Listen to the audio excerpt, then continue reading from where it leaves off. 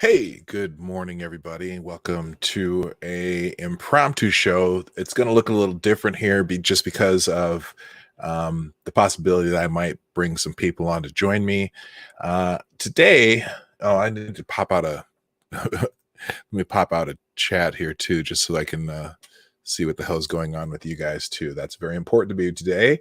We're going to talk about the President Trump announced what he called the platinum plan for Black America, and I found the whole thing fascinating. Some of the reactions to it this morning, and I follow a lot of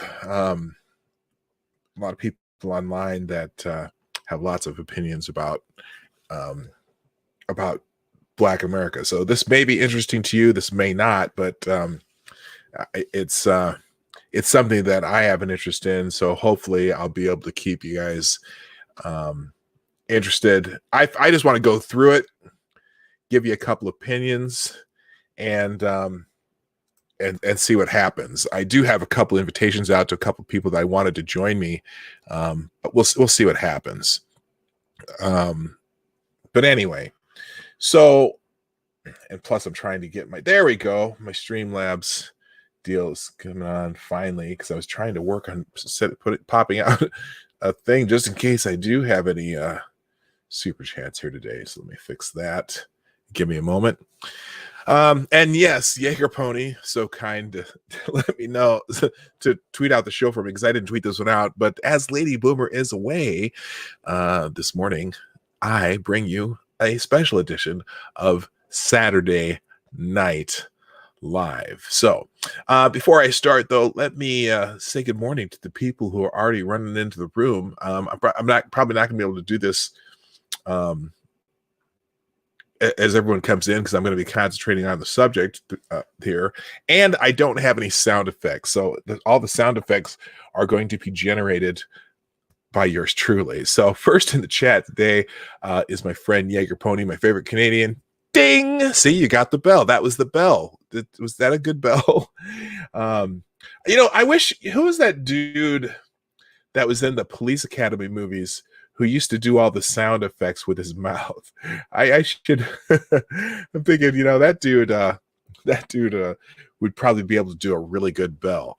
Also, good morning to Aka Hakush, aka Hakusho, or Aka Hakusho. Good morning, Gunfox61. Jimmy from Philly, wiped, who says wiped power, not white power, wiped power. Also, good morning, Shinetown J, K Shaw, Mike Savage, Selecta, boy, yeah, boy. See how that works? Good morning, Richard Wiggins, Midday Sin, Jonas Pedersen, Black Hebrew Israelite. That's right. Amy in Connecticut, Prospero 58. I don't know why I said 60 something. I don't know. Good morning, Prospero. Good morning to let's see. I think that's everybody. Amy in Connecticut, also good morning. And I'm sure people are kind of rolling in. We've got about 18 people here already, and I'm sure more will show up. Anna Lynn, good morning. How you doing? So, you know what? I do have an intro, though, but it's an intro for the Morning Night Live. But what the heck? I'm going to play it because I have to do something while I'm in the background anyway. So here you go. Here's the intro. Ladies and gentlemen, coming to you live from the Lucky Dog studio in a hidden location somewhere in the upper Midwest of the United States of America, it's a brother making his own way, but with all the wrong opinions. Welcome to the Morning Night Live with your host, yours truly, PDawg Knight.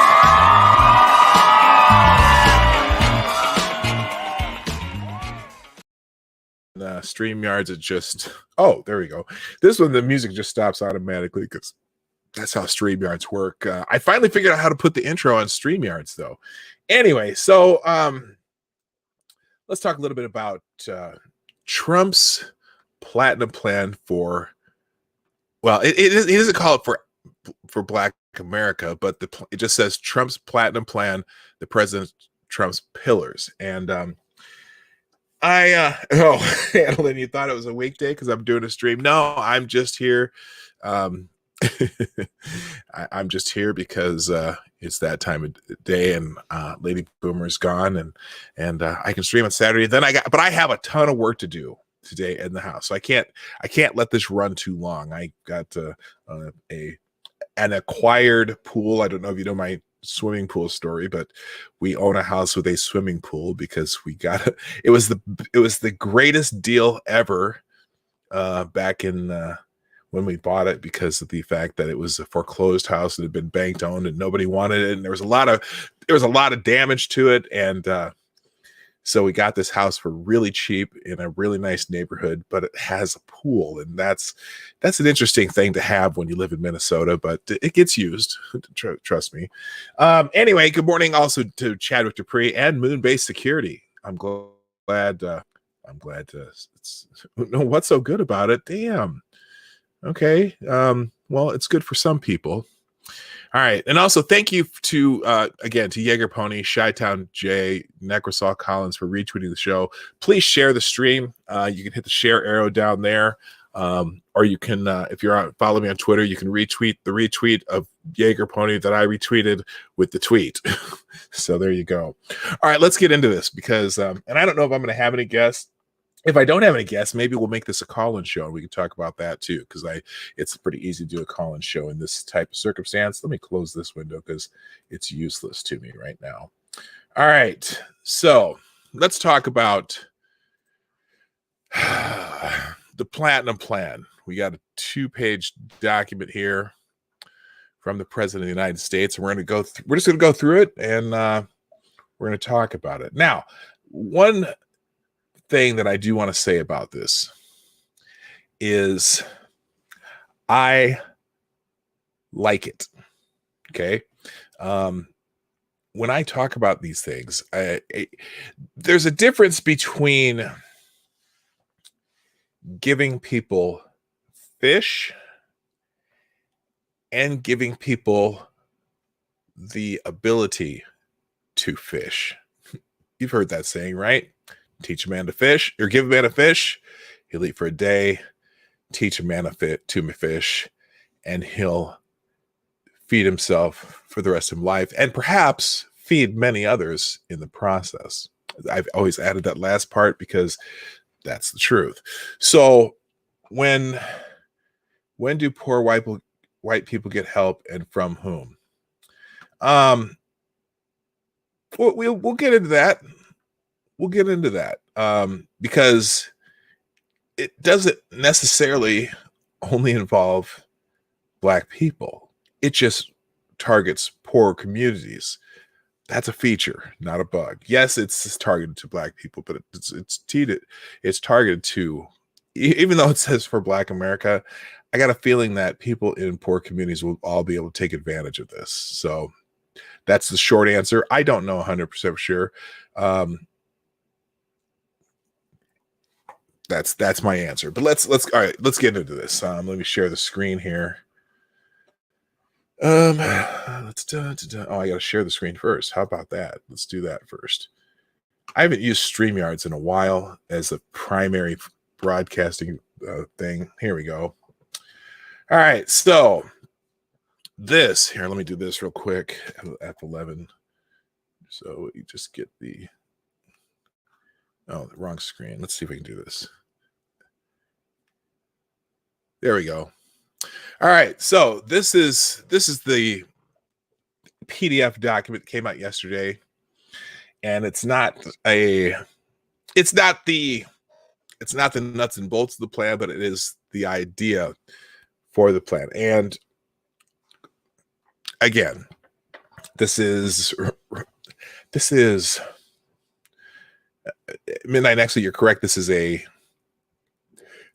look, I'm not an identity politics guy in the least. Oh, you know what? I'm sorry. I need to do one other thing.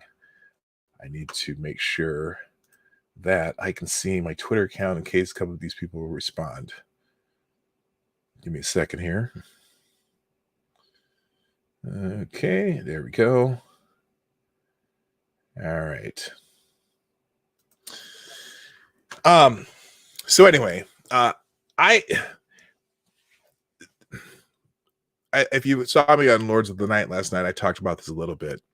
But when President Trump came into office, one of the first things he did, in fact, the first guests that the president had at the White House after he was inaugurated were the presidents of historically Black colleges and universities.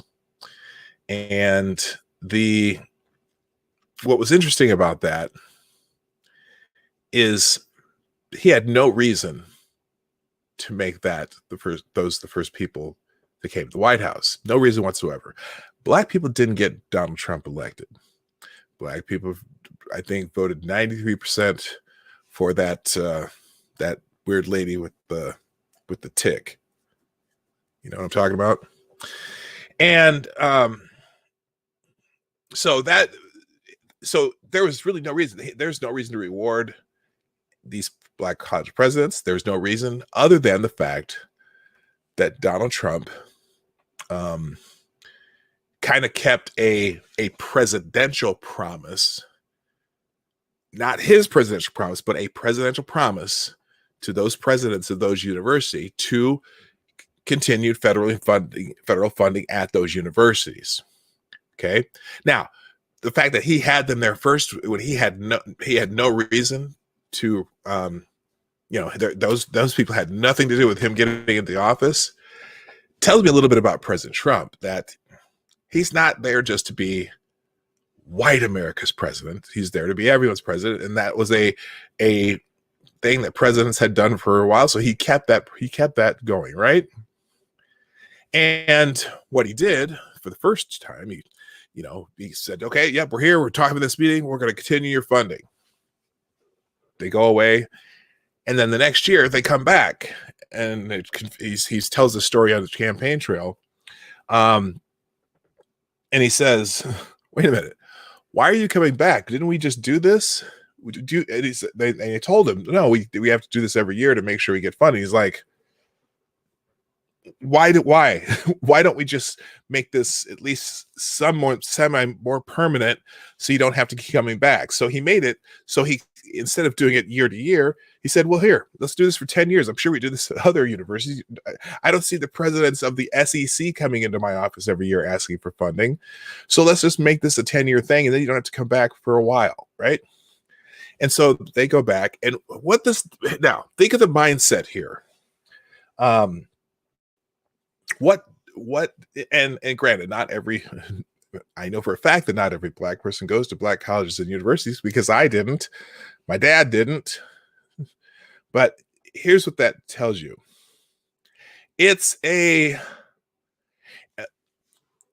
shows you that Trump's mindset is to focus on opportunity and not handouts, on fishing and not fish. Okay. And everything he's done, as far as I'm concerned, that is related to something with the Black community, because I don't care if he doesn't need to target the Black community. He just needs to try to make this country better, right? If he's focused on opportunity and not handouts, that's what we need.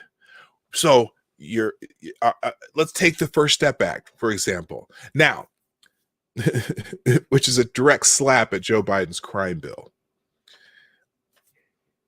The First Step Act was trying to grant either clemency or basically finding ways to take nonviolent people who are still in prison for nonviolent crime that may be in there for an excessive amount of time, who've been model citizens, to help get them out of prison and do some prison reform, right? But he didn't just do that. Instead of having them just get out and be free and on their own, what did he couple with that? He coupled with several large companies, and that wasn't just for white people or for Black people either, even though it affects more Black people. It wasn't just for Black people; it was just for people in prison. Because you saw the people in his, if you saw the announcement for it, when he had several people there were some white people in that group too.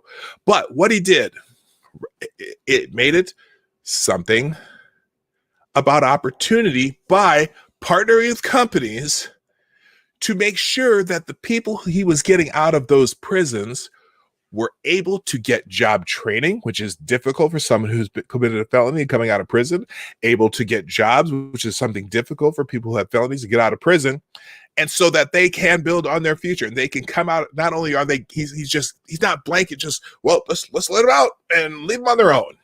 Nope. He made it an opportunity project for those people who may have been, incarcerated for longer than they need be. Now, never once did he ever say, well, these people didn't do any crimes. No. But he gave them an opportunity not only to be rehabilitated, but to be able to serve in the community as a functioning human being by having job training and jobs available. And modeling with giant companies to do that, who can afford to do that. Fantastic, right? I know a guy that murdered his wife and her side piece. He's a model prisoner, wouldn't let him out. I don't think that, you know what? I don't think anyone in jail for murder, that's a violent crime. And they weren't eligible for this. It was people who were non-violent crimes. So anyway, let's talk a little bit about this. And it's interesting. I would much prefer, again, programs that help people learn to fish rather than just give them fish. That's and if you think about the Great Society, the Lyndon Johnson programs from the late 60s and when he was in office, if you think about it, those were just, well, let's just give them fish and we'll have those what's voting for us for the next 200 years. Because those programs make you dependent on government. I don't want more people dependent on government. If you're going to do any of the kind of program like this, that's why I'm not a fan of the idea of reparations. I'm just not. Not because somewhere down the line in my ancestry, well, not technically I'm adopted, but my family's ancestry, that someone was a slave and, whatever. But again, if you just hand out money to people, well, that money is going to be gone in a lot of those cases, right? Whereas if they would have kept that promise of maybe land or farming or trading or whatever, that would have been a whole different thing. The other problem with reparations is, it's based on the idea, well, white people have been able to secure wealth through the ages of, and been able to hand money down and do this and that. Well, yeah, not necessarily, because not every white person saved money and handed it down to their kids. I can name plenty of people that I know that their parents died, they got nothing, and they still were on their own to make their own life. And so that's assuming that that's the assumption that everyone had some financial wherewithal in their lives, and there's no guarantee anyone would have. So you can't say, oh, well, we would have had this much money if we'd only had, my ancestor 6 generations ago would have gotten their 40 acres and a mule. Yeah, we don't know that. So Midnight Nexus, see, same thing. Most white people didn't have money saved. So that's why I'm not. But also, it's you're handing someone fish. I'd rather hand me something that I could teach my kids, that I learned to do, that I can teach my kids, or a value that I can teach my kids to be successful in life. All right. So here's the president's platinum plan, and I'm just going to read it. We're going to go through it, and I still don't have any responses from the people that I wanted to talk to about this, but that's okay. We'll deal with that later. Or maybe we'll do it another time, but whatever. All right. So the platinum plan, President Trump's pillars. 4 major sections of this. The first one is opportunity. By achieving historic employment levels for Black Americans, as well as increasing access to capital for new business, President Trump has been committed to ensuring all Black Americans can achieve the American dream. Now, interesting statement. Again, that is part of the fact that he didn't focus on black people when, according to the economy, as the tide rose, so did it lift all the boats. As in, a great economy is the best way to improve wealth and security for everybody. And obviously, since the koof, the sweet and sour sniffles, the Wuhan lung AIDS has devastated that particular economic gain. We are seeing that as things open up, ever so reluctantly, that is actually coming back. Also, the other thing, there's this idea that I thought about last night, that in a large part, and I hate the term the black community, because we are not a monolith. There are plenty of very successful black people. There are plenty of middle class black people, but there are a lot of black people in poverty. We're not a single, we're not a one size fit all demographic, but I'm going to use the term within our demographic just because I happen to be in that demographic. But there's not one size fit all when it comes to our demographic. However, in a somewhat general sense, the idea of achieving the American dream is not necessarily embraced by a large part of our demographic. Now, there's a lot of us who say, absolutely, anyone can be a part of the American dream. But as you look at us as a demographic,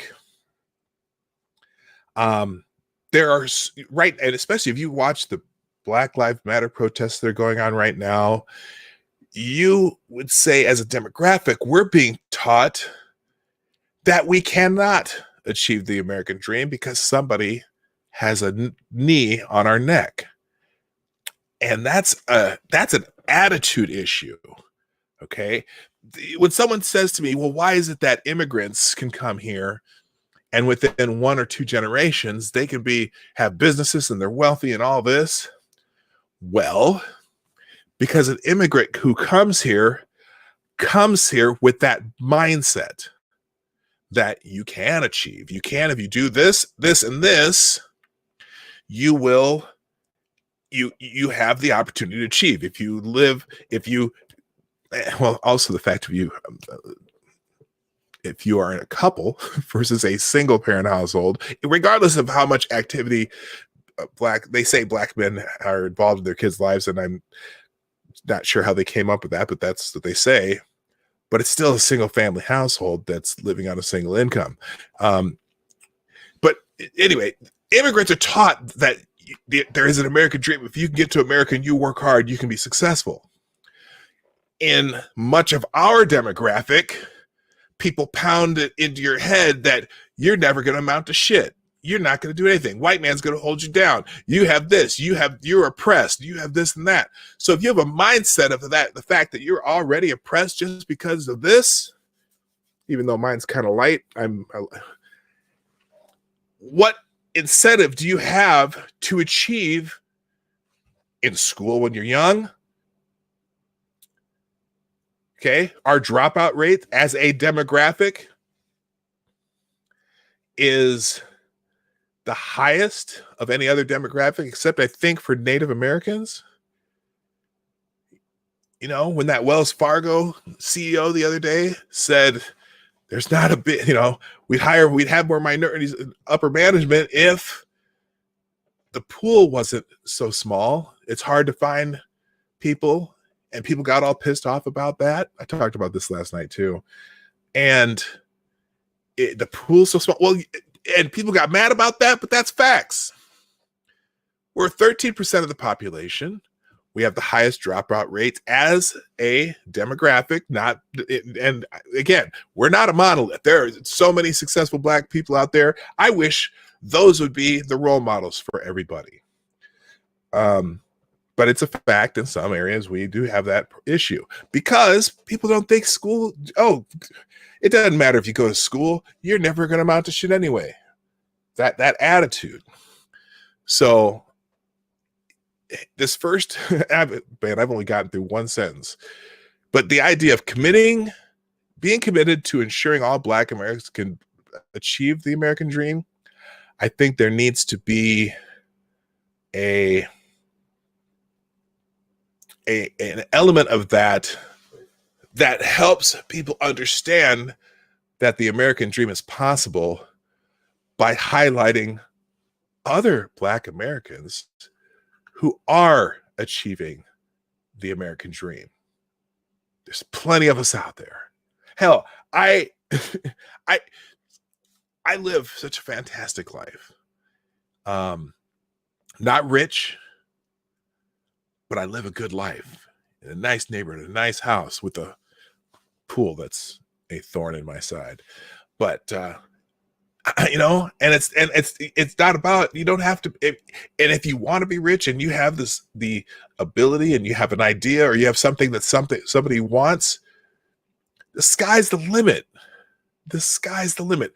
And right now, with these companies like that Wells Fargo CEO, I'll bet you it may seem unfair to some of y'all out there, but I guarantee you, if there's a good Black candidate for a position that qualifies for a position and everything's equal between that candidate and another candidate, I'm unfortunately, and I don't know why this is this way, but guess what? That Black candidate's going to get the job. Is it fair? Yeah, who knows? But the sky's the limit for any Black person who excels at something, or any minority. And you know, is that righting or wrong? Is that doing? I don't know. But kids need to understand. Our people in our demographic, young kids in our demographic, need to believe that their efforts will pay off in the long run, that they can achieve the American dream.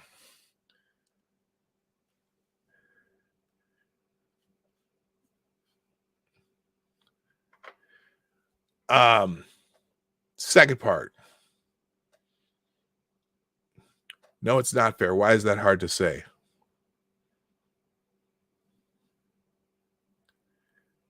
In selective skin color, that's definitely racist. Well, it is in a way, I guess.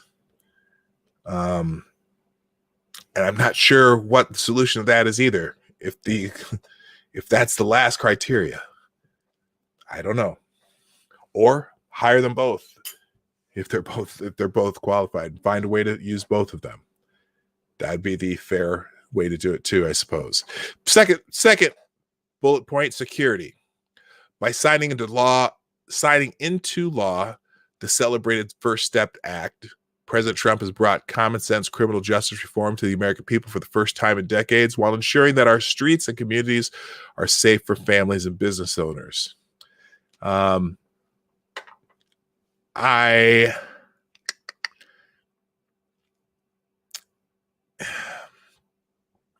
It's something that our demographic has been asking for. And this is funny. Let me I'm gonna pull something up here. Let me escape this second. I found this funny. Let me find Hotep Dubes here. I was watching here it is. Hang on a second. Hotep's Dubes. Here we go. So apparently the Congressional Black Caucus is not, let's just say, is not fond of this whole idea of President Trump's stop it. That's not what I wanted. Give me a second. So the Congressional Black Caucus tweets, "Come on. Work. There we go. Congressional Black Caucus released the following statement on Trump's Platinum Plan. Don't be fooled. They have this whole thread of why, they're poo-pooing this whole idea. And I found this funny. Hotel Dubes says, this Congressional Black Caucus. Come on, mouse. There we go. This Congressional Black Caucus yields on crime bill with the switch of at least 3 votes. The Congressional Black Caucus made clear yesterday that it would come to the rescue on Clinton's crime bill. And the person who led the Congressional Black Caucus back then, the former Congressional Black Caucus chair who voted for the 1994 crime bill, tries to cover up his role. Kwesi Mfube had boasted the CBC put its stamp on the bill, the largest crime bill in U.S. history, which provided new cops in prisons and put a lot of black people away for nonviolent crimes, so to speak.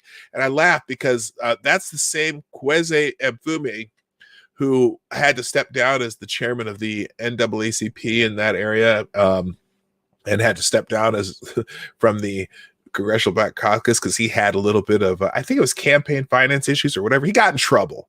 And I laugh because isn't that the dude running against Kim Klacik? If you're familiar with Kim Klacik, this would be Representative Republican candidate Kim Klacik on the left and U.S. Representative Kwesi Mfube on the right are running for the seat in the 7th Congressional District of Maryland. So I found that funny. Anyway. So anyway, back to this. It's weird because when I say this First Step Act is targeted at black people, meaning that, was it just targeted at black people or is it targeted at people who need prison reform? But again, it's something that my demographic has been asking for. Third point, prosperity. As the first president to provide long-term funding to historically black colleges and universities, this administration continues to seek immediate generational advancement for black Americans. Again, that is one of those, again, it's opportunity versus handouts. Education creates opportunity versus just handing people fish, so to speak. And finally, fairness, as demonstrated through his actions to initiate investment into opportunity zones, as well as address health disparities, wage gaps, and necessary education reforms. President Trump works every day to advance a fair and just America for the black community. Opportunity zones are low-income census tracts. It's not just black people who live in low-income census tracts, but there are more black people and a higher percentage of my demographic who live in low-income census tracts. Those opportunity zones, at least the way they work now, are not race-based loans and grants. They are economic-based loans and grants. And I'm not sure.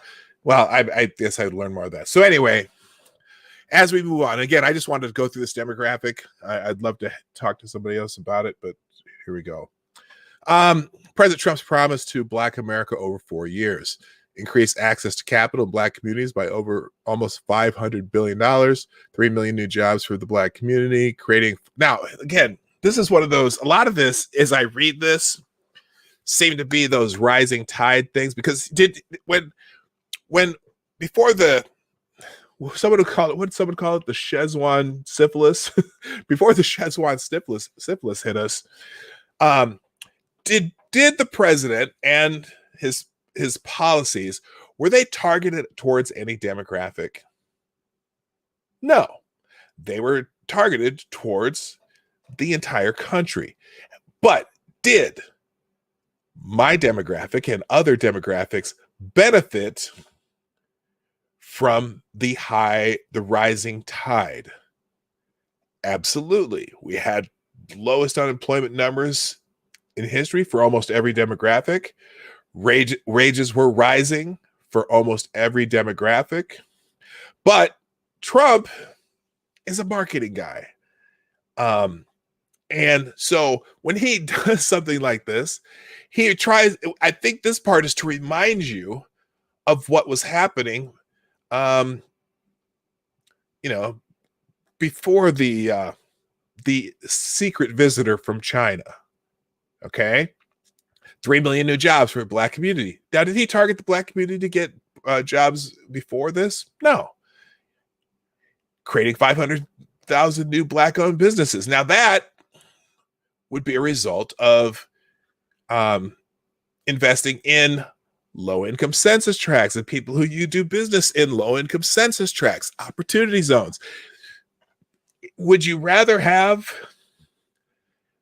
500,000 new Black businesses? Look, here's the thing: that other demographic communities that aren't necessarily the majority or in the mainstream, what you find, and I'll just use Asian communities as an example. You find, or Hispanic, new immigrants as an example. New immigrants tend to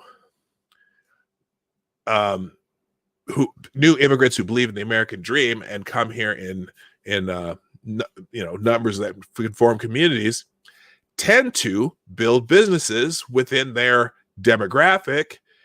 And although they're not exclusively serving their demographic, they tend to support their demographic and those businesses. And so that's a small tide that also rises together, right? And as I was saying before, our demographic could learn from some of these other demographics. Now, we have lots of people who have, and lots of people who understand this this concept, right? And I mean, if you listen to the Hoteps, for example, my friend Hotep Jesus and Uncle Hotep and a bunch of them, that's their whole thing. We don't need necessarily the government to give us shit. We just need to start figuring out how we're going to build for ourselves. And most immigrant communities already have that attitude. So what can we learn from those immigrant communities to, raise the status of communities that have been here, but just who feel like they can't believe in the American dream? The American dream is as true as it can be still. But right now, if you're looking in the streets, all these people marching the streets, what are they saying? What are they saying? They're saying, "Oh man, we got people out here hunting us," even for the man bites dog events, right? Or again, and in much of my demographic, you hear people tell them, "You ain't gonna amount to shit. Doesn't matter what you do. White man's gonna hold you down." Well, that's not true. In fact, yeah, people who actually tell you that the man in the White House, it's his fault that you're in the situation you're in. Really? I've never met the man. He's never even been in my neighborhood. What has he done to me that hasn't been here for 40 years? President of the United States, honestly, if you really think about it, and if it has very little impact on your personal life. Think about that. Other than maybe, in my case, have a few more dollars in my pocket because that little bit of a tax cut that I got, hey, that helped out. It helped out. It was at least a couple house payments we saved just in taxes. Of course, then my state taxes went up, so that kind of fucked that up. But anyway, also increase access to Black capital in communities by almost 500 billion. Invest, making capital available to businesses in low-income census tracts. Safe urban neighborhoods with highest policing standards. Notice that doesn't say defund the police. I think they should.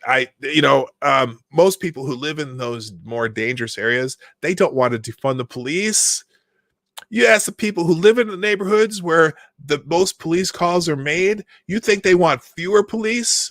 No. Committed to working on a second step act. So they're looking at more prison reform, more sentencing guideline reform, and so on and so forth. Access to better education and job training opportunities. You're going to like that section. I'll just leave that at that. This one, I kind of go, this next one, give Black churches the ability to compete for federal resources for their community. You know, me being a little bit skeptical of the church, the church estate thing.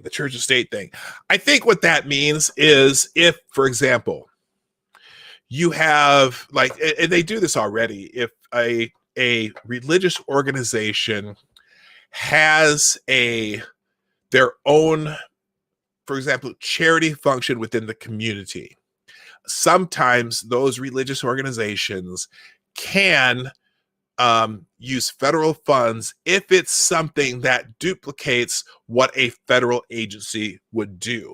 So I'm assuming that's what that means. I always get that hair on your back of your neck that stands up a little bit when you hear that type of a sentence. And plus the fact that, oh boy. Well, look, in my demographic, probably people are cheering about that, but in general, there's a lot of people who are very sticklers about the church and state thing. So that always makes me nervous. Anyway, building better and tailored health care to address historic disparities. I'm kind of a state function, a local function. To me, that's a local function. I want the federal government out of my healthcare altogether, personally. And thank you, Richard Riggins. Thanks for dropping by. By the way, I know I haven't said hi to a lot of people who've dropped in, but I welcome everyone who has. I appreciate you coming by. Here, let me do this real quick. I'm gonna move this over here so that I can see it. Come on. There we go. So I can keep track of what's in here. Then let's see. Immigration policy that protects American jobs. Oh, if I had my bell, it'd be ding. I'm on a different platform, so I can't use my sound effects. Ding. Listen, don't judge all us hoteps. I listen to hoteps all the time. I appreciate their message when it comes to economic things for people of my demographic. Let's see. Immigration. Okay, so immigration policy. See, I gotta laugh. I gotta laugh because this is one area where there's a pretty big split in my demographic, because if you go into California and some of the, they thought, I like people in my demographic like to talk about gentrification. Well, there's kind of an immigration gentrification in some parts of California.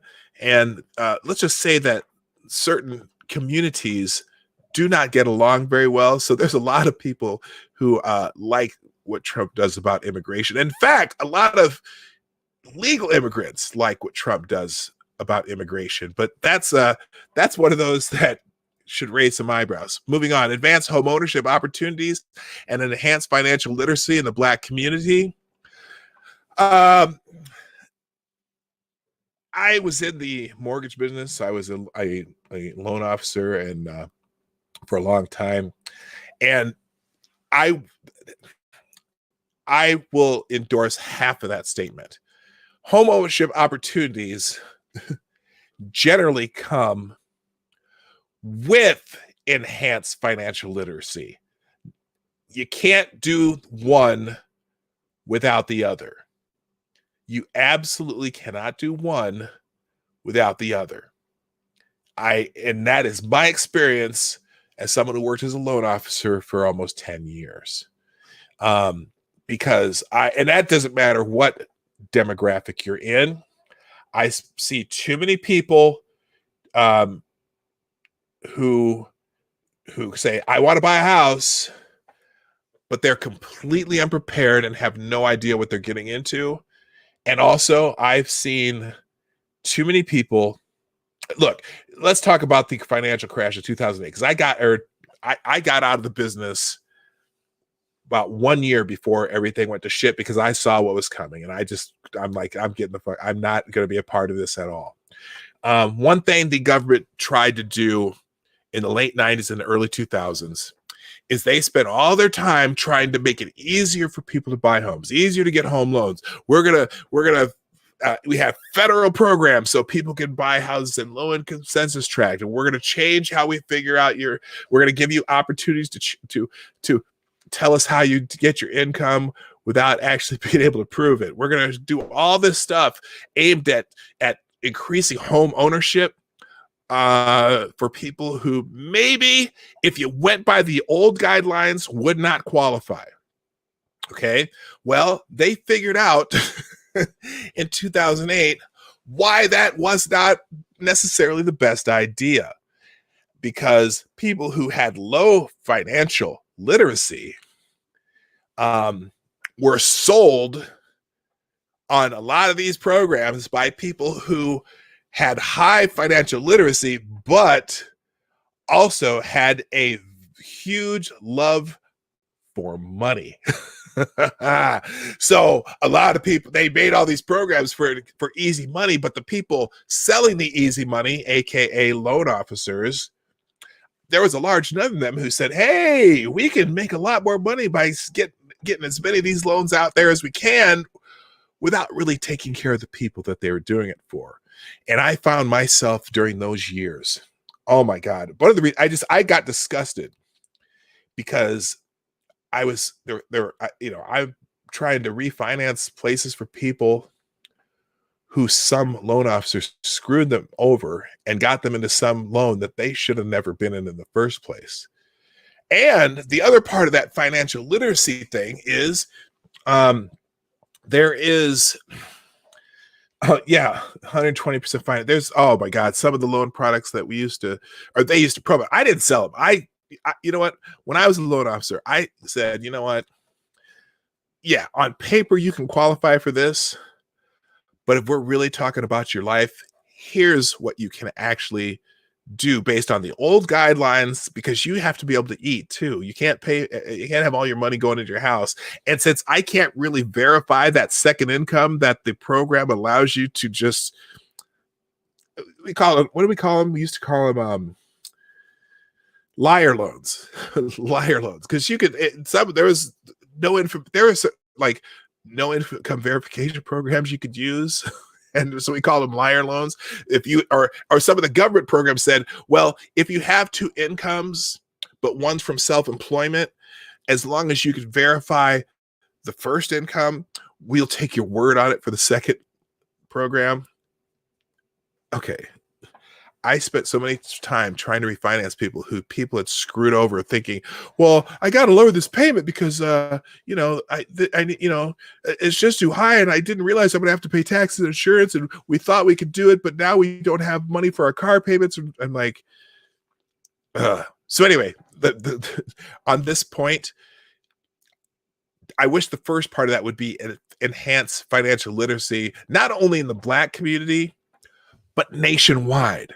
I think there should be high school graduation requirements that forced you to learn how to balance a checkbook, how to keep it, keep a bank account, what it means, how credit works. The fact that some people have this mindset, well, I paid my bills.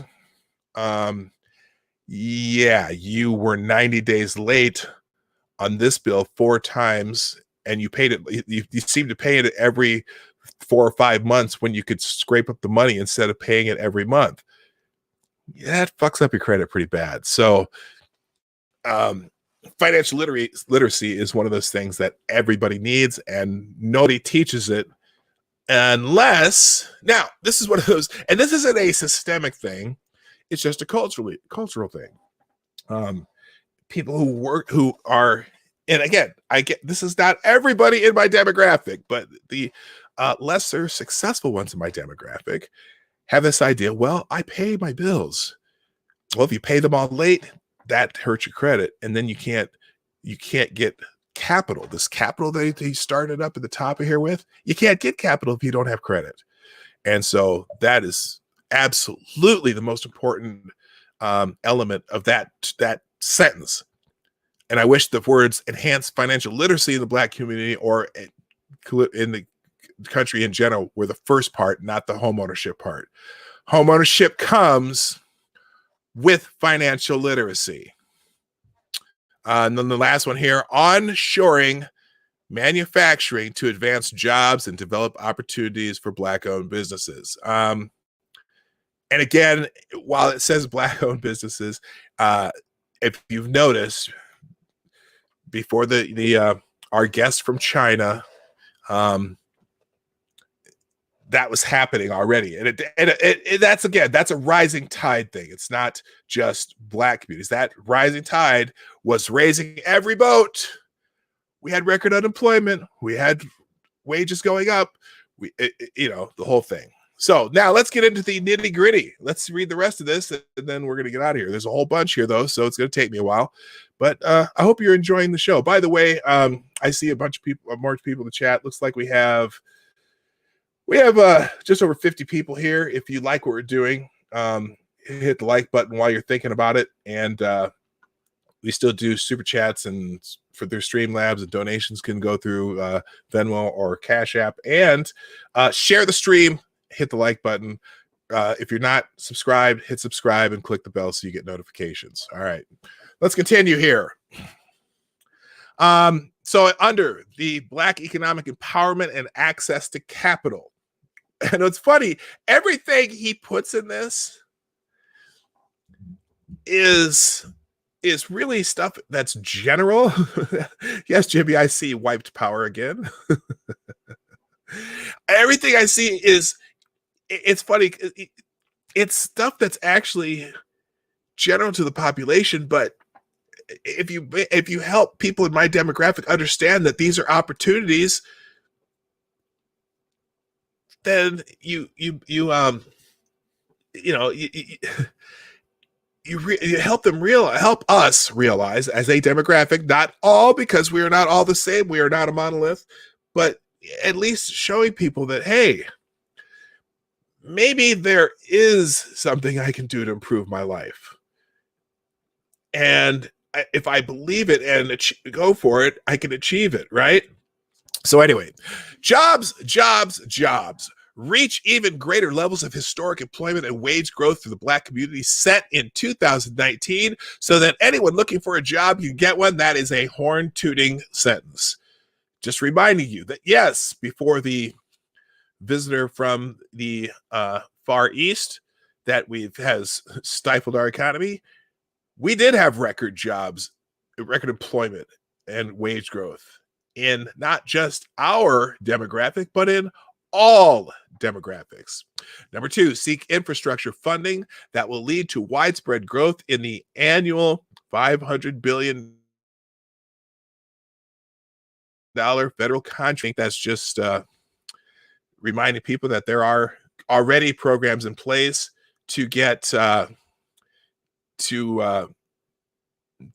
contracting, federal contracts, and that they're out there. They have money. It's not like they can't find a place to do that shit. Okay. Let's see. If I believe I can achieve it, sounds like that poster in the break room. Yes, it does. Grow minority-owned businesses with additional tax cuts to stimulate hiring and investment. So tax cuts give people opportunity to grow businesses. Who would have thunk that? Ding. Encourage onshoring and development of domestic manufacturing to increase supply chain business development and employment. That's just fixing the immigration system and making sure that our businesses come back to the United States of America. Examine barriers to employment, including fees, occupational licensing, arrest record inaccuracy, and expungement reward people and allow people to rehabilitate and get back into the job market. And other notice those barriers to employment, including fees and occupational licensing. So, for example, like the licensing of hair, people who cut hair, like you have to have a license someplace just to have to be a barbershop. You know how many self-taught barbers there are in my demographic? In fact, I used to get my hair cut by a self-taught barber until I decided to just always cut it all off, and then I started doing it myself. But there are so many barriers to just getting into some businesses that are really just kind of cash grabs for municipalities, states, and sometimes the federal government. So that's kind of that. How can deregulation help my demographic? Moving on, increase activity in opportunity zones, including benefits for local hires. That's part of the opportunity zone program, is that, because people worry about, in fact, there was an article the other day trying to shit on opportunity zones because, it's causing too much development in these poor neighborhoods and it's gentrification and now they can't afford to live in their neighborhood. Now, look, if you are increasing the amount of businesses and entrepreneurs who can start a business in an opportunity zone and then give them some incentive to hire people within that area, does it improve the community? Yes. But there's a big thing. Licensing for barbers is about hygiene. I agree. Because he got a haircut in a country that doesn't license and they used a razor. Okay, but it is, you can still have inspectors. I understand that there are reasons for regulations. But you know what, Midnight Exile, I appreciate you doing this because it makes me think harder about what I'm talking about. So thank you for doing. I know you're not just. I know you're being serious. You're not just being a devil's advocate. You're making very good points, and I do appreciate that. Invest almost $20 billion toward broadband and internet access to create job opportunities, improve classroom connectivity, and the ability to use telehealth services. That's kind of especially then since they're forcing kids to stay at home, they need to figure that out. But that's something I think private business is doing that. I don't know. Anyway, moving on, fueling access for capital for Black-owned businesses, increase opportunities for small business lending and technical assistance through community development financial institutions in order to grow business and create generational wealth opportunities with over $400 billion in lending. That's, again, it's if you do that low-income census tracts, you're going to see more businesses grow. Examine alternative ways to build credit, including rent, utilities, and phone bills. Okay, that one already exists, and it always has. As you know, as I just said, I was in the lending business, and that's called building credit without having actual credit technically. So when we were doing loans, for example, in the FHA program, and you had a 3% down FHA program, but you don't have a lot of credit. You don't have credit cards. You maybe had one loan 10 years ago for a car for $2,000 that you paid off. Well, your credit scores are going to reflect that you don't have enough credit. And usually in lending for homes, you are required to have, 2 or 3 items of credit that you've seen that you paid on so that we can say, yes, you have a credit history. Well, your rent, your utility bills, your phone bill, a lot of things that you pay for every month do not report to credit agencies. So when you are looking, the chat's not on the stream. Yeah, the chat's not on the stream. So when you don't have actual things that are considered credit that don't report to credit agencies, what we do as lenders, we say, okay, let's build a credit history based on things you pay on a monthly basis. So do you pay rent? Yes. How long have you paid rent? Well, I've been paying rent at this place for a year, and then I lived at another place 2 years. We can go back and ask your landlord, did you, okay, so we can get a payment history showing that you have paid your rent on time for that 3-year period, or maybe had one 30-day late, but that's it. Okay. And then so that would be one item of credit. That would be one line. And what usually we do, we have to say, depending on the lender, they would ask, if you don't have actual credit, we can look for 3 or 4 items of alternative credit. Okay, do you have a phone bill? Yes, I have a phone bill. How long have you had your phone? 5 years. Okay, can we get a record from your phone company that says you paid that for 24 months on time? Boom, there's a second item. And we can do that with your gas bill, your water bill. We can do it with whatever. And once we get those 4 items, we could use that as alternative credit. And our lenders would say, okay, we do have a history of them making payments on time, so the lender will give you money. So that already exists, but he put it in here anyway. And then finally, there's more here. Make the Minority Business Development Agency permanent, appoint its leader to the Assistant Secretary of Commerce level, create a sub-office of African-American affairs, and engage with private sector advisors to ensure real-world plans and solutions. Yes, that's race-based stuff, but I don't know. I always struggle with that, but I say, you know what? Do we got to do something? I don't know. I get how, I understand some people's objections to it, but that's how it goes. Increase the number of Black-owned contracting businesses, financial services entities, and private equity investment funds through regulatory reform, and put up to $40 billion in government funding alongside traditional private investment. That goes back to financial literacy and American dream thinking.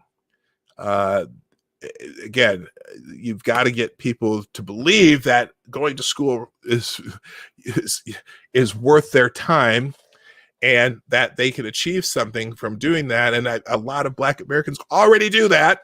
Fantastic. But also remember, we're only 13% of the population in my demographic. So finding people to do that is I wouldn't say difficult. I just said there's a select few to do that. Advanced lending relationships with financial institutions, particularly those businesses who weren't able to participate in PPP. That whole PPP thing, I know a lot of people want to blame it on the president, but isn't it Congress and the Senate, the House and the Senate, who wrote those bills and he just signed them? They need to get some checks and balances on that program, but whatever. And finally, host senior executives from major financial institutions on a quarterly basis to advance new and equitable lending programs for Black communities. This takes me back to when the government tried to do too much in the late 90s and early 2000s. You are playing with fire. Financial literacy comes first. It needs to come first. There's already lending programs for Black communities. They're called the lending programs that exist. And so, but you know what? Again, this is a targeted marketing appeal to people in my demographic. So I understand it. Making people aware of lending programs for people who live in Black communities, and making sure there is, again, financial literacy to make people understand how the opportunities work and how to take advantage of them. They're out there already. I guarantee it. I've seen them. All right, moving on. More educational opportunities. This is a new section here. Education African Americans can choose. Now, this should be popular with people of my demographic. Federal, state, and local community partnership to close failing schools to replace with full school choice and education opportunity. There's that word I like. I prefer the word opportunity to just give you something to put American parents back in control over their kids' futures. Now, this is also going to require an attitude adjustment in much of my demographic that makes school a conduit to future success. That also makes families a conduit to future success. You know, I remember I didn't do this video because I was planning on it, but George Stephanopoulos, when he had that town hall with the president, and he started talking about the wage gap between Black American families and white American families. Well, there's a wage gap between Black American families and white American families because a larger percentage of our households, he said. He didn't say families. He said households.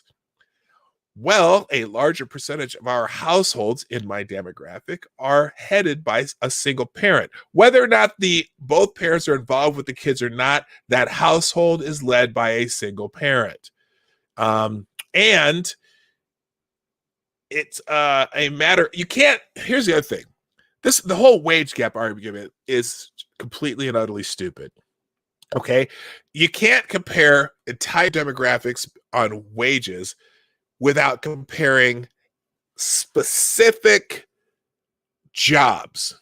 Okay, so the wage gap between women and men, you can't compare it because unless you're comparing the exact same jobs, the exact same hours with the exact same production, the exact same tenure, and exact same benefits, you cannot compare one person to another on their wages, and especially not one entire demographic to another on wages. If someone's working the exact same job as another person, the exact same hours, the exact same production, the exact same benefits and time off and etc., they generally are going to make almost the exact same money every time. But if you have a demographic that a large percentage of them do not graduate high school or aren't going into certain fields because that's a little too white or whatever, I don't know what the reasons are, you're not going to have the same results. And in fact, it really pisses me off that they always, we're going to compare this demographic to white men, or we're going to compare this demographic to white households. When why would you not want to compare them to the highest earning households, which are not white? Because most Asians and Indians, I'm using as separate Indians, I use as a separate category, even though they are also Asian. Nigerian Americans, did you know Nigerian American households on average make more than the average white household? Huh? Did you know that Jamaican households on average make more money than the average American household? By the way, thank you, Atheist Icon, for the first super chat of the day, who says, and thank you for the 223, who says this financial info used to be taught in home economics when I was in school. Stopped somewhere in the 10th grade for me, like they are setting us up for failure. Yeah, because home economics, I'm going to tell you a secret here. And home economics is sexist. Thank you very much. Again,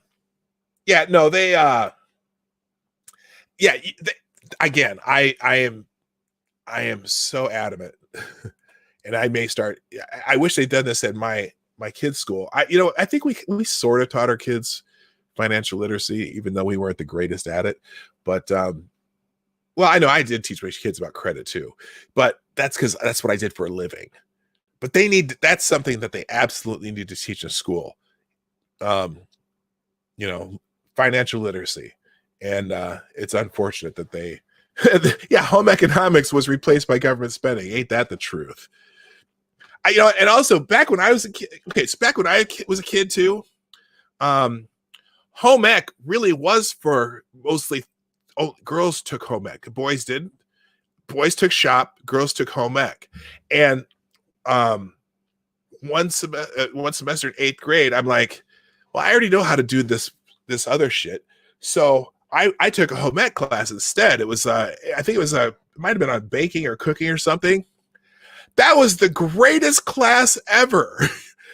I was the only boy in a class full of girls, and we were like baking cakes and cupcakes and different kinds of stuff. And I'm like, damn, I should have done this a long time ago. I don't know. It was funny. All right.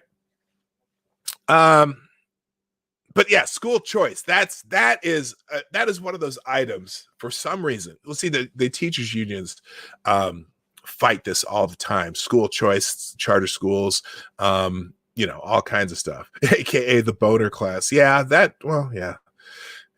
probably was an issue. I always wore big sweatshirts. So anyway, school choice is very popular among my demographic, and especially in places where schools are not the greatest, and the teachers unions think that's the end of the world because it takes away from what they get when it comes to funding. Making funding for your child's education should be portable, and they don't like that idea because it takes the money away from their unions. And by the way, it's funny because the unions get so much money, or their jobs get so much money, and they pay union dues to lobby the government against even having competition. A union generally is something that private businesses and the workers who work for those private businesses use to negotiate against each other, and it's based on the profits of that business or industry, right? Well, who are the teachers unions negotiating against? Right now, they negotiate against basically the taxpayer. I'm a critic of public employee unions, and I am. And where I have to work, I have to be a part of the union, but it's against a private company that you're dealing with profits and whether or not the profits benefit the people who work there. In a public employee union, the government has all the money they want, so we'll just, we can negotiate as much as we want. Anyway. Hello, E. Michael, what's up? I see you said, what up, dog? All right, and increase child care tax credits and provide greater access to quality preschool. Yeah. I'm not look, I would like the federal government to get out of education altogether. I think they should get rid of the Department of Education and take that back to your local level. I understand having a Department of Education to have some guidelines and this and that. But if you took that out and let the local level decide, and if people are figuring out that this state does it better than that state, then I'll move to that state. My wife and I chose where we were going to buy our second house when we found out we had a daughter coming based on the school district. We're like, okay, let's find the best school district that we can find and see if we can find a house in that municipality that we can afford so that our kids could go to this school that is one of the highest rated school districts. We're like, we found one. There we go. We moved because of the schools. And but it would be nice if people could also choose schools based on what they want for their children and not what zip code they lived in. All right, moving on. Education African Americans can afford. Continue to protect the vital role of historically black colleges and universities. I'm not against that. I mean, since basically most universities around the country get federal funding, I'm fine with that. And again, I don't mind if they're spending something to help with opportunities and not just giving money away to people. They're just going to spend it and then come ask for more. If you get people to if you give people opportunities, then, and obviously education does that, then the more education and more skills you can give to somebody, the less they're going to come back to you for more, right? Kind of like my kids. Huh, I never even thought of that. Yeah, we prepared our kids. They're out on their own. They have skills and they have good jobs, and they have to ask for less money from us now. Yes, oh my gosh, do I feel like a successful parent right now? All right. Because my kids don't ask us for money anymore because they have their own shit. You know, how about that? The second one, spur innovation ecosystems by connecting minority institutions with the federal government's broad range of scientific and engineering research and development. I have no idea what that whole line of word salad means. Increase the amount of Pell Grants and allow for vocational employment and second change homecomers. I have no idea what that sentence means. Increase Pell Grants. That's general. He still borrows your truck. Well, yeah, but when he borrows my truck, he leaves me his SUV. He just needed the truck because he had to haul something. So I have no problem if my son borrows my truck as long as he leaves me his. And his car is newer than mine anyway. He bought himself a really nice car, and it's nicer than my truck. But he needs the truck when he needs to haul shit. Actually, okay, let me tell you the reason he borrowed the truck. And I didn't even know that these actually existed anymore. He and some of his friends went to a drive-in movie last night, and that's why they wanted the truck, so they could sit lawn chairs up in the back of the truck at the drive-in. There are two, or is it one? I know of one drive-in movie theater that still exists here in the Twin Cities. And it has those. Now, you know how like the drive-ins used to have those stupid speaker boxes they had to hook onto your window. Well, now they have Bluetooth that you set it to, or not Bluetooth, but you set it to a channel on your radio, and so everyone's car speakers are playing the movie, so it's really nice. Anyway, if my son wants to borrow my truck, I'll take his truck. He has a truck. It's just not a truck. Mine's I have an F-150, you know, whatever, that you can put shit in the back. Like I can haul yard waste away or help people move and shit. So anyway, all right. And then advanced targeted apprenticeship and job training programs. Yeah, it doesn't have to be college. That's what that says. The trades, especially, people are dying to get more people in the trades. So there you go. Moving on. Let's see what's this. Oh, what happened here? There we go. Now he talks about healthcare. Now, again, this is an area where I'm not sure if it's necessarily targeted to just Black people. But good morning, Michael Hatfield. It's not just Black people, it's just for everybody. But healthcare is a concern for everybody. But again, this is a marketing flyer, basically, for Black people. So here we go. Reduce costs and improve access to quality healthcare through HRSA. I don't know what that is, and we'll find out soon. Deliver real price transparency so you know the cost before care is received. That's something that, again, that's not just for Black people, that's for everybody. Opportunity to be in charge of your own health care and choose your own doctor. Again, like these are general. Eliminate long-standing healthcare disparities. I don't know how. Maybe if we made more people realize they could be more like Dr. Ben Carson instead of, I was going to use Colin Kaepernick. I don't want to shit on Colin Kaepernick today. But anyway, if more people in my demographic realize they could be Dr. Ben Carson, you'd have more people in my demographic in the medical field, although there's quite a lot of by the way, I'm using my demographic as a general African American, but as you know, some of you already know that my father is actually Nigerian. My natural father, grew up in an African American family, but my natural father is Nigerian.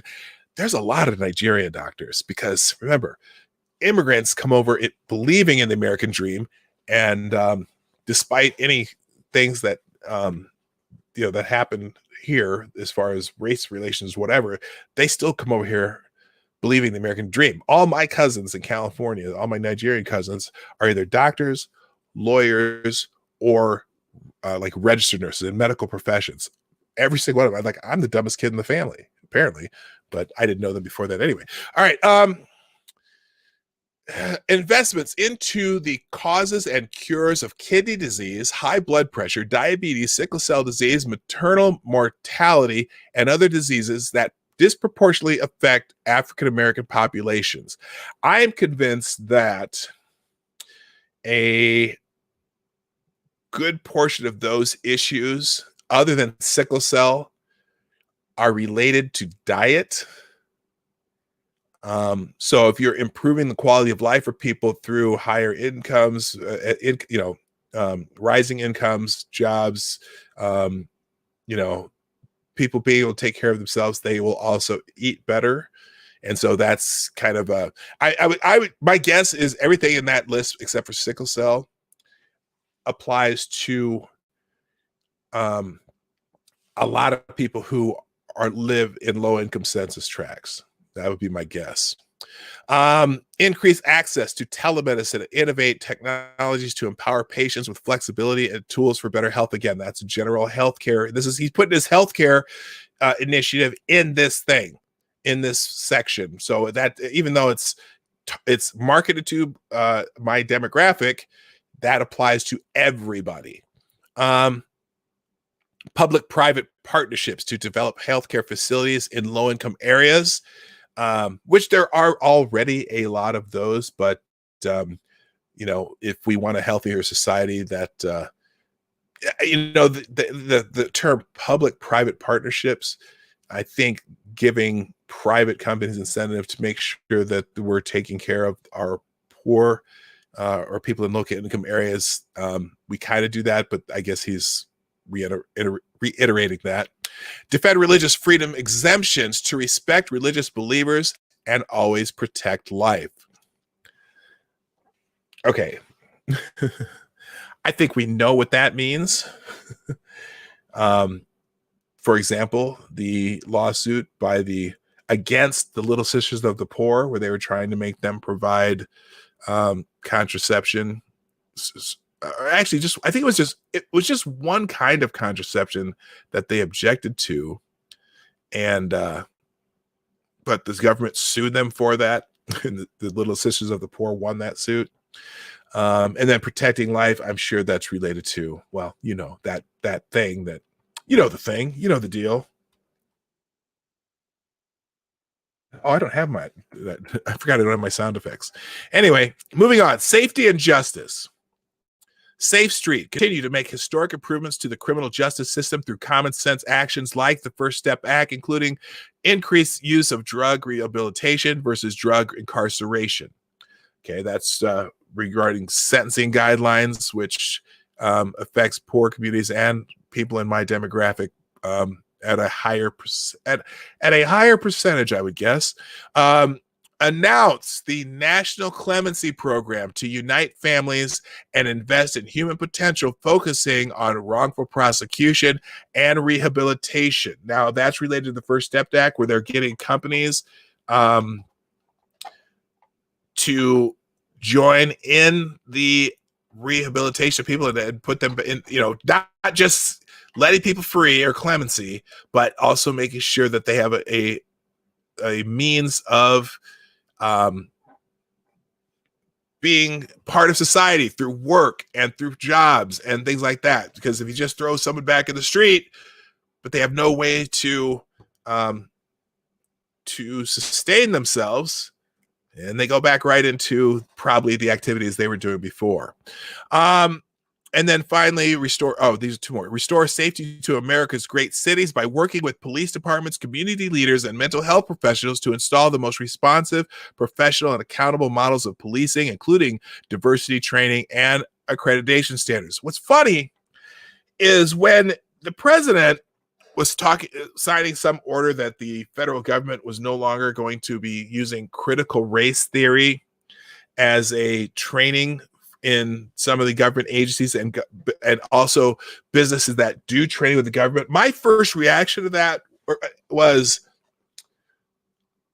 now look, I'm a critic of critical race theory, but my first reaction was, Well, is it free speech to be able to teach that shit? And then I thought to myself, no, it's not. But a lot of people were bitching when he did that, saying, oh, Trump doesn't want diversity training. Oh, whoa. Critical race theory, that's not diversity training. That's grievance grifting. Okay?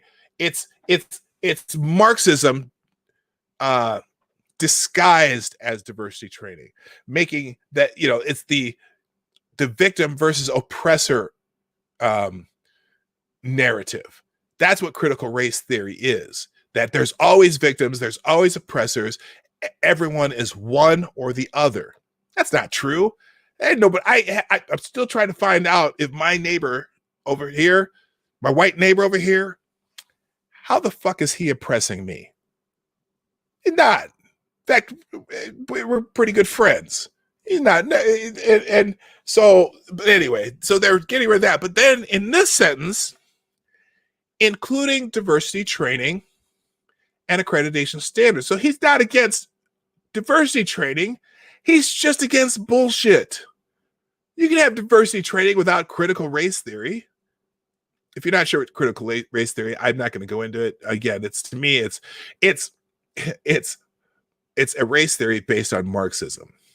Okay, oppressor versus oppressed, and you're either one or the other, but based on just the color of your skin. Okay, or your demographics, so to speak. Fuck critical race theory. Finally, looks like the last category here: prosperous Black communities. Champion. Oh, I'm sorry. Did I skip one? Yes, I did. I skipped one. Under Safe Streets, it also includes advanced second chance hiring to get rehabilitated citizen with a criminal record back on the job. And again, he's been already part of the first step act was partnering with several large companies, including Walmart, and there are a couple others, to make sure that when we give clemency to people who have been model prisoners and non-violent crimes that they've gotten out, they've made sure that they've given them not just a key to get out and you're on your own, but to put them into the job market so they can take care of themselves, so we don't have to spend money taking care of them or bring them back to prison because they did something else. Why do we need diversity training? You know what? I don't know. To be honest with you, to me, it's like, it's that whole why, we need diversity. Why? Does it? You don't create diversity. Doesn't diversity just happen? If look, I'm going to go back to that financial literacy thing. If we begin to teach financial literacy to people, and we also make people who are in demographics that don't necessarily believe in the American dream believe in the American dream, diversity happens, because the rising tide, which rises boats, allow people to make new choices and be in places where a lot of other people are. For example, my neighborhood did not need diversity training for me to move in here next door to my neighbor who is not of my demographic. I had financial literacy, and we found a home in a neighborhood that there's a few other people of my demographic in this neighborhood, but not a lot, just a couple. But still, did my neighborhood need diversity training, or did diversity happen? I look at my kid's school. It's a school in a suburb. There's plenty of kids of my demographic in my kid's school. Now, not a lot, not a ton, but there are. No one needed diversity training to get those people into that school. Did they have did diversity just happen because enough people achieved the amount of whatever you need to live in this suburb and chose it because there was good schools there, and then the diversity happened because it just happened? If you increase financial literacy, if you increase people ability or ability to believe in the American dream, and they begin to achieve the American dream, you're going to see a lot more happy people and people moving to live where they want to live and so on. So anyway, so that yeah, good question. The other, and then finally, prosperous Black communities. Oh, I'm sorry. Advanced second chance hiring to get. Yeah, I already did that. Prosperous Black communities champion federal policy reforms to advance home ownership initiatives. Again, I'm very aware that financial literacy first, financial literacy first, financial literacy first, financial literacy first, then advance home ownership initiatives. Partner with local leaders in Black communities to ensure maximum federal support for neighborhood revitalization. As boats rise, neighborhoods revitalize. Make Juneteenth a national holiday. That's an interesting one. And whether you agree with it or not, it's interesting to say the least. And if you're not familiar with Juneteenth, Texas and Oklahoma, they are state holidays in Texas and Oklahoma. You can look up on both those state websites why. Prosecute the KKK and Antifa as terrorist organizations and make lynching a national hate crime. Now,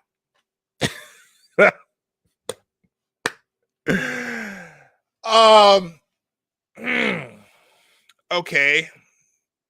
KKK, a fairly irrelevant organization, but okay, yeah, they've been a terrorist organization for as long as anyone knows. Adding Antifa to that list,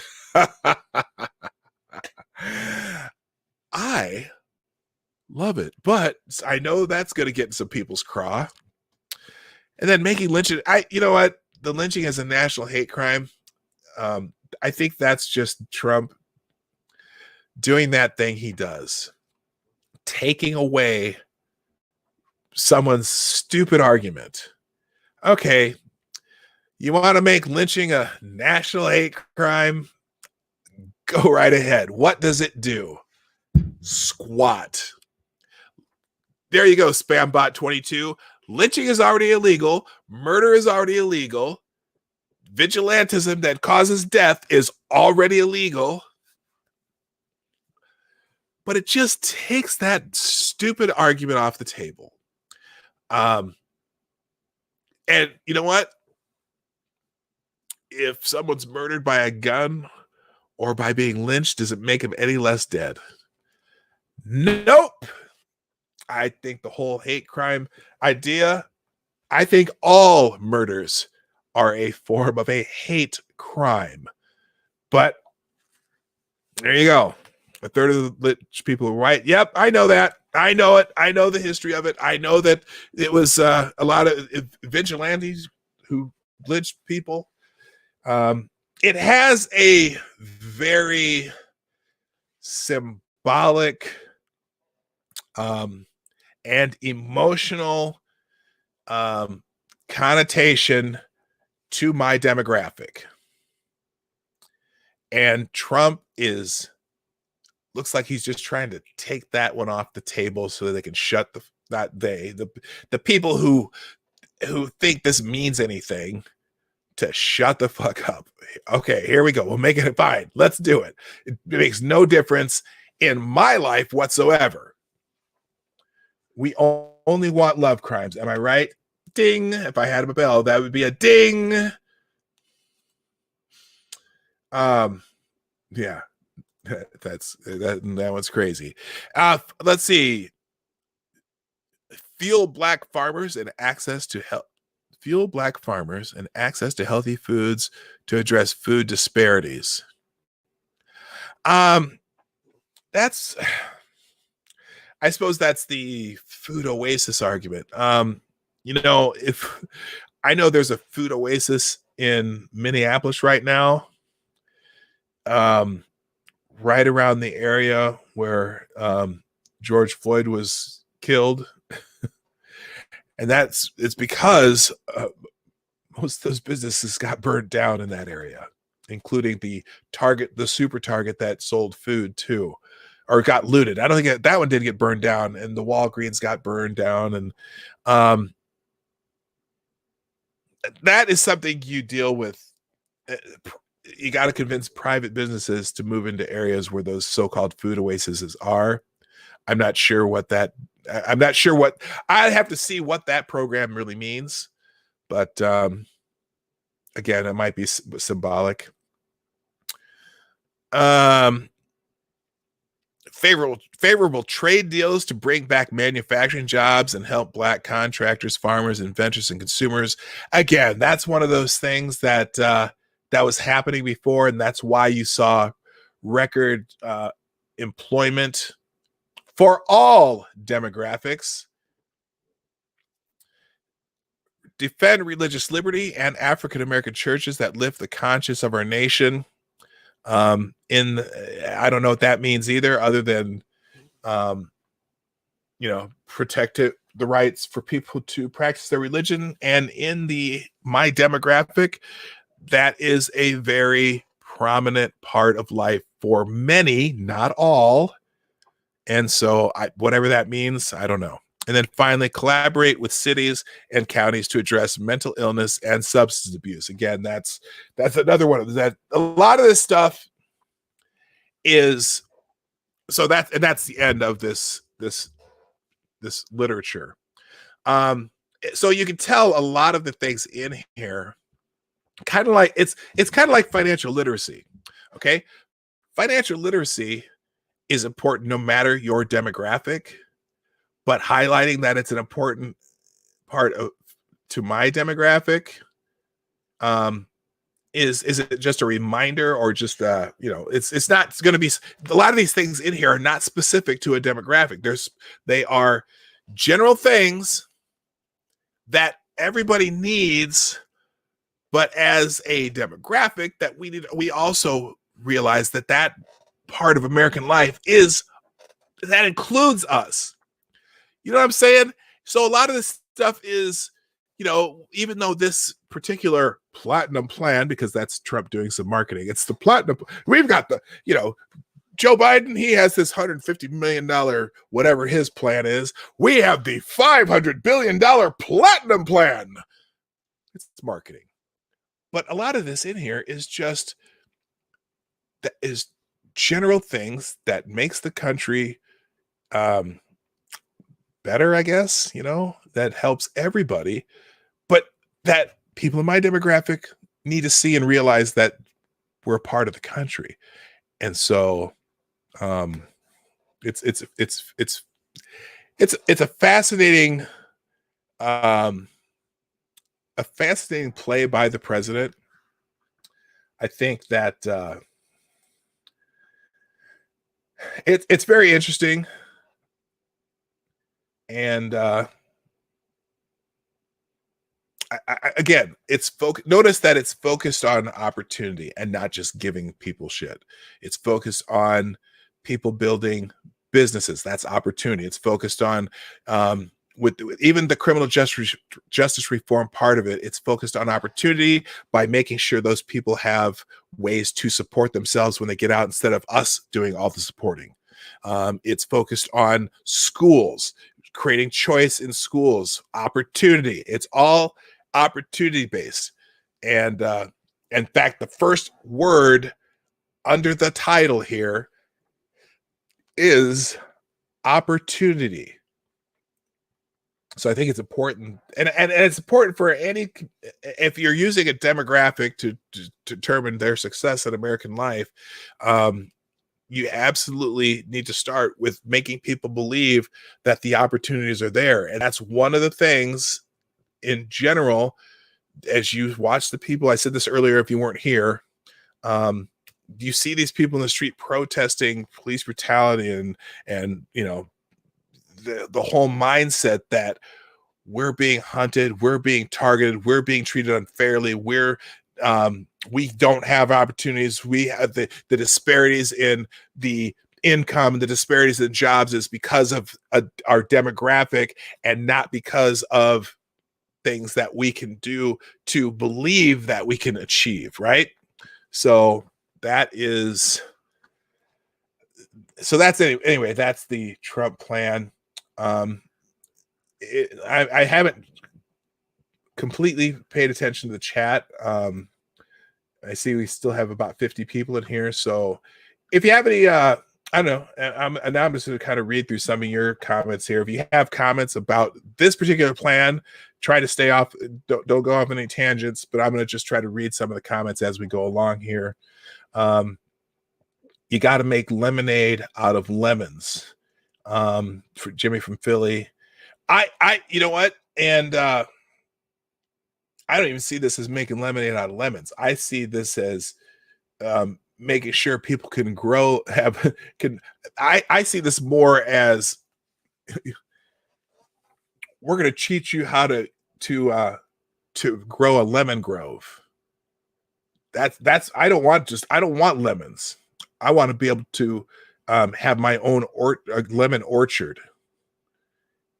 Okay. And that's what I think this is trying to achieve, the opportunity to believe that I'm not just going to make lemonade. I'm going to get a whole lemon grove, being able to hire people to harvest those lemons, people to, and then maybe have an interest in a sugarcane field and get a discount on my sugar because I have interest in a sugarcane field.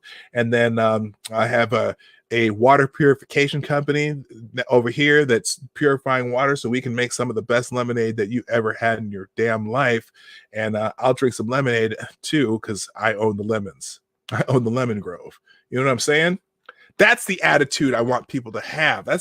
That if everyone had that mentality that I could do that, and if you made people believe that that's just part of the American dream, that's what we need. And then guess what? If I own the lemon grove and I have an interest in the sugarcane field, and I have a friend over here that has a water purification company, how many more people can I bring with me? And how many people in this community can I bring with me because I'm going to need some help. And so here I can hire this kid and teach this kid how to be the accountant for my lemon tree company. And then I have someone over here who's engineering a lemon harvester for my lemon tree grove. You know what I'm saying? So there you go. Thank you, Jimmy from Philly. Lemons are fairly easy to grow. Yeah. So there you go. If they're easy to grow, someone's, who's growing lemons? Oh, is there a lemon shortage? Maybe I'll start a lemon company.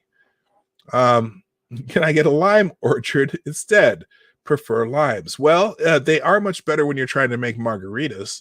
So yeah, go ahead and get that lemon thing. What would be the excellent tab line? Check your logic. By the way, good morning. Good morning, Pat, too. I didn't see you. Lindsay, Renee Mayette, Spambot22, Prospero, Avocados Diabli. I'm just scrolling backwards now. So who is Milton? How you doing, Milton? Who says praise Keck? Oh, God. And let's see. Now I want tacos and pico de gallo. Lime juice is delicious. Yes, it is. Love me some tacos with little, especially like street tacos. When they use like shredded meat instead of just ground beef or something. Good morning, Captain Brambles. How you doing? We're gonna chat now because I'm done with that whole project there. By the way, if you haven't hit the like button yet, or if you're just getting here, you might want to rewind this one. It was interesting. We went through President Trump's plan. Good morning, cheeky bastard. Cracked. This is Kyle who says hello, people in PDawg. By the way, if you really like this stream and you want to support the channel, that you can always throw a couple bucks in the tip jar through the Streamlabs link in the description down below. That would be fantastic. And you'll be certainly, I will read your super chat and you'll be a permanent part of this episode of whatever this is, Saturday Night Live. Oh, here's an interesting, oh shoot, it went away. That was a great statement. Oh shoot. I was just about to read it too. What the hell did that say? Capitalism is the only system. What? Oh, damn. And the other part, I really need people of my demographic to get away from is this weird idea that socialism and Marxism is going to save us. The Black Lives Matter as an organization that embraces embraces Marxism. I don't get it.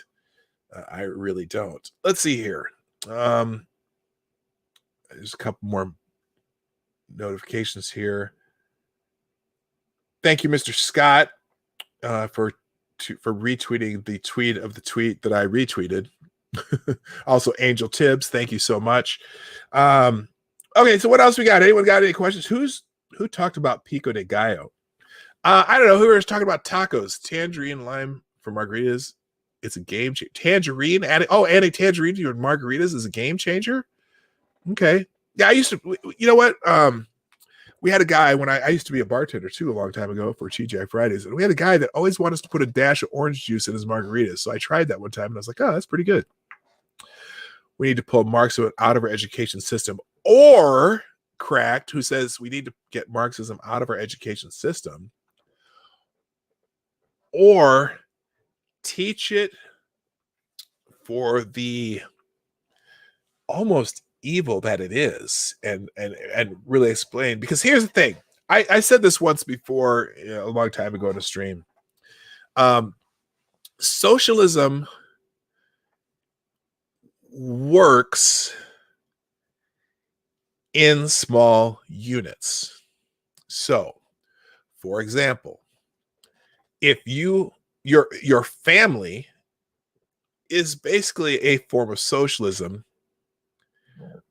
excuse me, because you are all invested in making sure your family unit goes forward, right?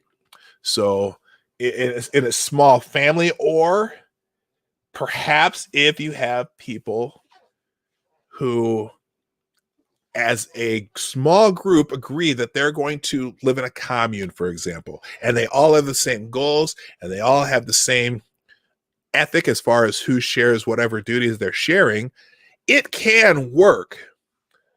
The problem is you have to have a small enough unit where everyone cares about everybody else, actually gives a shit about everybody else. And you have to have a group where everyone actually does their fair share without being coerced.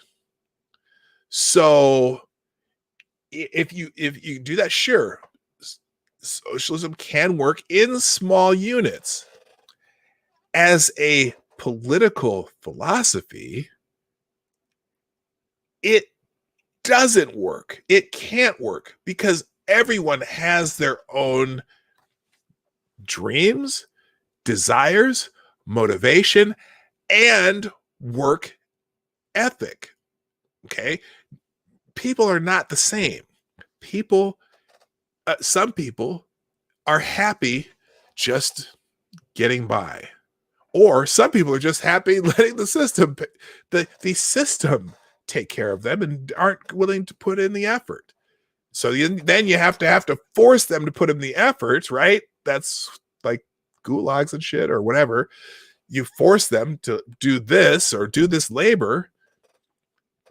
Atheist icon, good point. Bernie Sanders was kicked out of a community because he didn't want to work.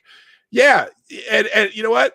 Most people, if you're in a socialist situation, they want you to contribute to the success of the small group. Thank you, Jimmy from Philly for the $3 who says, get yourself something nice, LOL. I may get an ice cream cone with that. So thank you, Jimmy from Philly. I appreciate the $3 super chat. You can do that through the Streamlabs link in the chat and the description down. Oh, is it in the description down below? Yeah, I put it in the description today. Yeah, Bernie Sanders was kicked out of a community because he didn't want to work. Yeah. Like, for example, in a sense, if you think about it,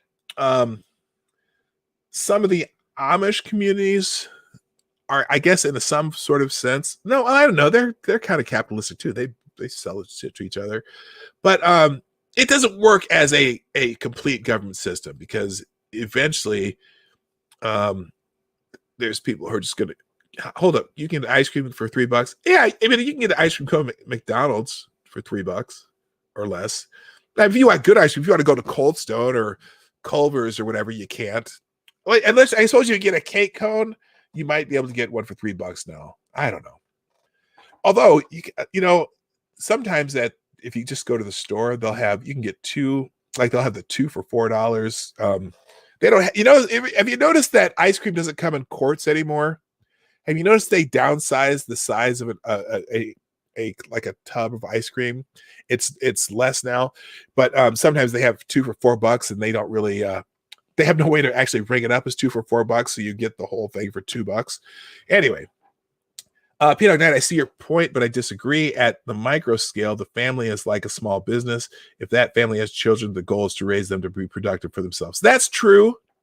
I suppose that's true too. I'm just saying that when, let's say you're married, this is the smallest unit. A family is the smallest unit. It's not necessarily a small business. You and a spouse are sharing duties to, run that unit, right? I mean, it's a small business, but that small business is still a social unit. And I don't know. I get your point, and I'm doing it. Kind of goes half and half. McDonald's is dairy-based dessert. It's got gelatin in it. Okay. Yeah, I didn't say, like, I'm just saying ice cream in general. People say ice cream and they call it ice cream, even if it may not be. Cold Stone would be so good right now. I want a berry mix. I always get at Cold Stone, I love the German chocolate cake combination with the coconuts, pecans, and caramel syrup, I think they put in there. That's really good. Ben & Jerry's Cherry Garcia is the bomb. I do like Ben & Jerry's Cherry Garcia. I do not buy Ben & Jerry's ice cream on principle, though. All right. Ice cream is a Jewish plot. Come on. Everyone is in the chat is stoned. Yeah, everyone's hungry now because everyone's talking about food and ice cream and tacos and limes and everything. So I guess that's my fault for bringing it up. All right, ladies and gentlemen, I'm going to call this a day. Hey, thank you for joining me today for this impromptu stream. I will be back on Monday for my normal morning night live show at 10 a.m. Eastern, 9 o'clock Central, 1500 GMT. And I'm still working on a video. I have a lot of work to do, so I don't know if I'm going to get this video that I'm working on done. We'll see what happens. But hey, thanks for joining me today. I hope you enjoyed this impromptu stream. Hope to give you a little more insight as to what the president was talking about yesterday, and it certainly did for me because I hadn't read the whole thing yet anyway. But my final note on this is always think opportunity instead of handouts. If you give a man a fish, you let him eat once. If you teach him to fish, not only can he eat forever, but he also may be able to feed his whole damn family. So that's it, people. Thank you very much. I gotta go. My name is PDawgKnight, and I'm out of here. Bye-bye.